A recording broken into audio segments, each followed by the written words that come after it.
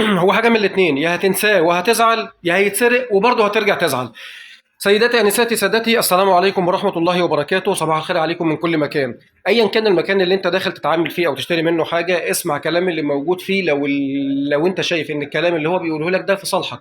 بمعنى ان انت داخل من شويه دلوقتي، انا كان عندي زبون، فانا هتكلم في اللي ليا. انا كان عندي زبون من شويه دلوقتي داخل ياخد حاجه، هو الراجل شغال في شركه، جايب عربيه واقف قدام الصيدليه، فهو داخل بيقول لي لو سمحت عايز كذا من عينيا الاثنين. جبت له كذا، المفروض ان هو بيطلع الفلوس، لقى اللي معاه ما يكملش، راح حاطط الفلوس قدامي هنا على البنش او على الريون. طبعا مش هفضل بقى ايه افتح واقفل الكاميرا كل شويه، المهم ان الكلام هيبقى مفيد. راح مطلع الفلوس اللي في ايده، ايا كان بقى الفلوس هي كام، 100 200 300 1000 30 40 50 جنيه، مش فارقه كتير. المهم ان في فلوس وفي مبلغ، ايا كان المبلغ ده مش موضوعنا.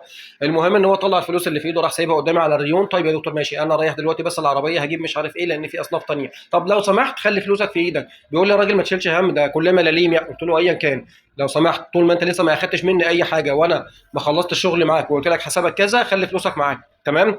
فالموضوع ده ممكن يتكرر مع التليفونات، مع الموبايلات، مع اي كيس او اي حاجه انت شايلها. الكيس ده او الشنطه دي اللي انت شايل فيها الحاجه، ممكن تكون فيها حاجه قيمه، حاجه كويسه، حاجه غاليه. ايا كان الموضوع ايه، برضه ده ملناش فيه. فاللي هو زي ما قلنا من شويه، اسمع كلام اللي واقف في المكان. انت دلوقتي طلعت تليفونك حطيته على الريون، ده ما يحصلش. فبيقول لك دلوقتي تليفونك لو سمحت ما تحطوش على الريون، خلي تليفونك في ايدك، يا اما تحط تليفونك في جيبك خلاص، فلوسك تخليها في ايدك، يا اما تخليها في جيبك لحد ما تخلص المعامله بتاعتك وتحاسب في الاخر خالص.